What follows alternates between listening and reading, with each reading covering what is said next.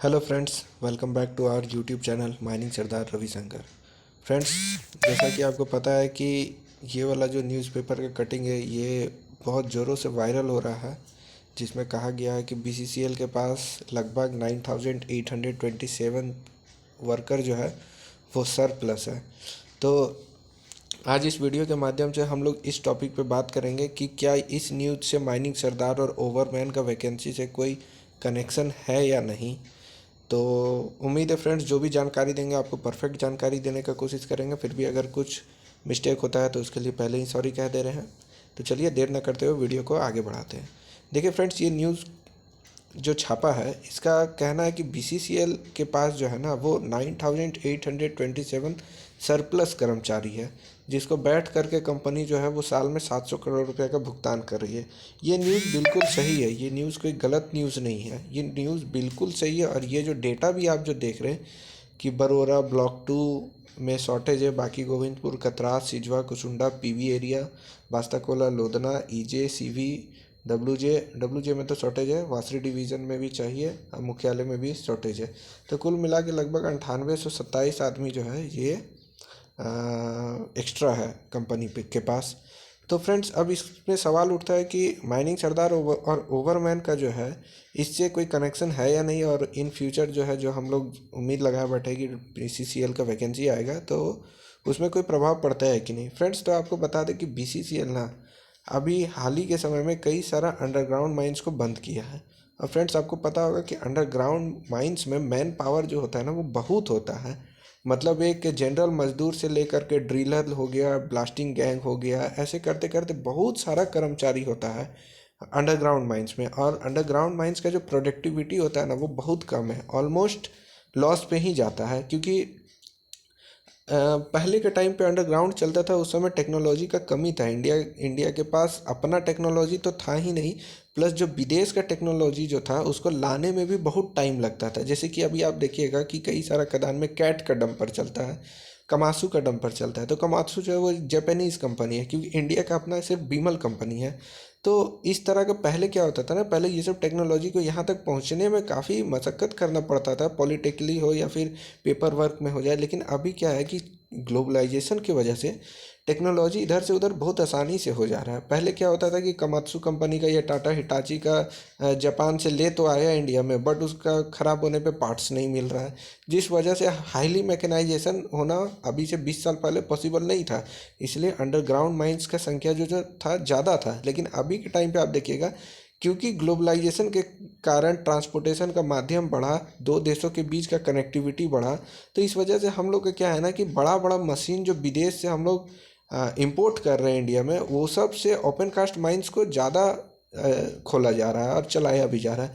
जिस वजह से जो है यहाँ पे सरप्लस कर्मचारी जो दिखा रहा है ये maximum due to close of underground coal mines. तो आप समझ रहे होंगे कि अंडरग्राउंड कोल माइंस बंद हो जाने के कारण ही ये जो कर्मचारी है ये सरप्लस हो गया है।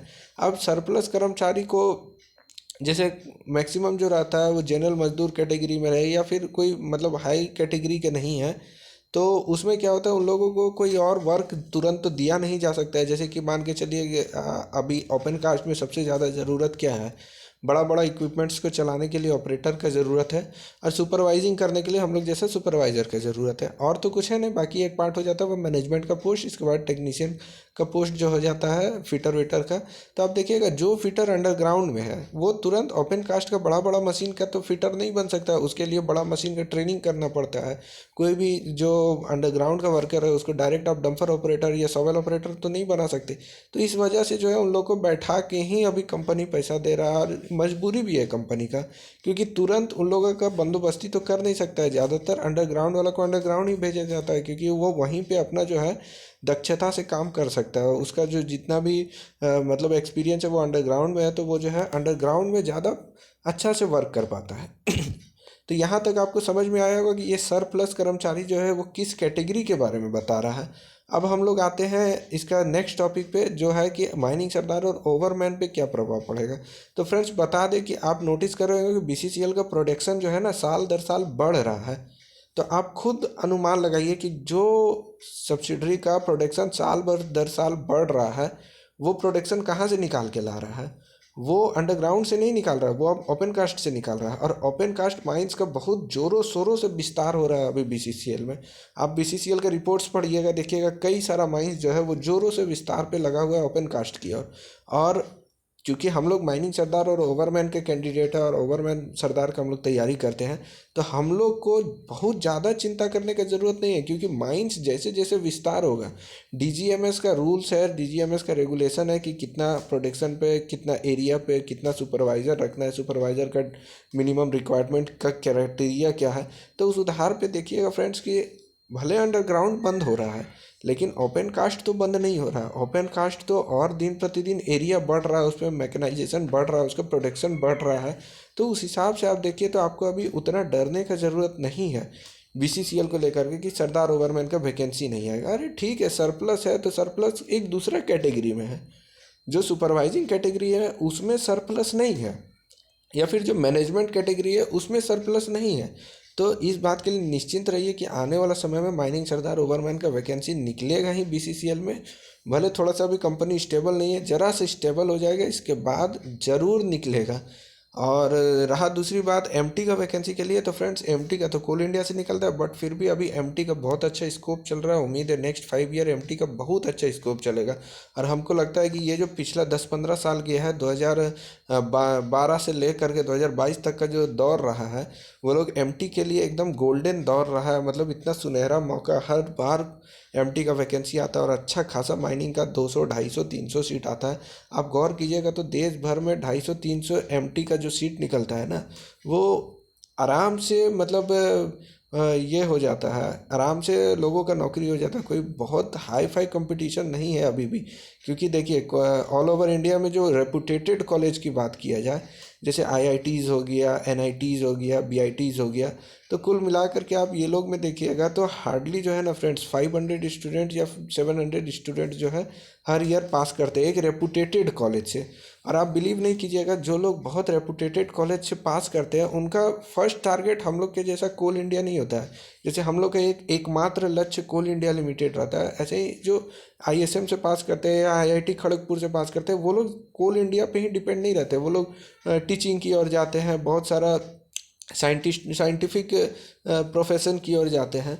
तो एमटी का वैकेंसी कुछ समय पहले तक तो बड़ा आराम से हो जा रहा था, इस बार थोड़ा सा मतलब कंपटीशन बढ़ने लग गया है 2-3 वैकेंसी से। लेकिन कुल मिला के कहा जाए तो 2012 से लेकर के 22 तक का दौर रहा है, वो एमटी के लिए बहुत गोल्डन चांस रहा है। माइनिंग सरदार ओवरमैन के लिए भी बहुत गोल्डन चांस रहा है। क्योंकि देखिएगा कि 2013 से जो वैकेंसी निकलना स्टार्ट हुआ, 2013, 15, 16, इसके बाद 18 वाला वैकेंसी, इसके बाद इधर से 20 वाला वैकेंसी, जितना तो अच्छा खासा वैकेंसी निकला है।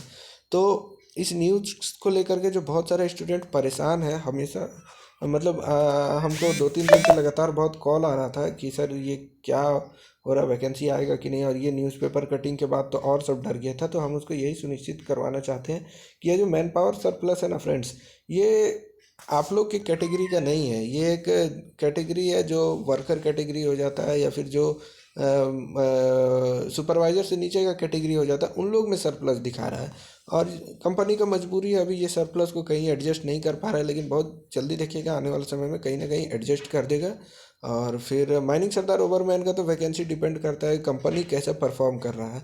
अगर कंपनी अच्छा परफॉर्म कर रहा है और कंपनी का प्रोडक्शन बहुत ज़्यादा माइंस विस्तार कर रहा है, तो डीजीएमएस का जो क्राइटेरिया है उस हिसाब से हम लोग का नियुक्ति होते रहेगा। उम्मीद है फ्रेंड्स आपको वीडियो अच्छा लगा होगा। वीडियो अच्छा लगा तो चैनल को सब्सक्राइब जरूर कर लीजिएगा। और आपके फ्रेंड्स अगर कोई इससे न्यूज़पेपर कटिंग के बाद बहुत डरा हुआ है तो उसको मेरा वीडियो शेयर जरूर कर दीजिएगा। मिलते हैं नेक्स्ट वीडियो में फ्रेंड्स, तब तक के लिए जय हिंद।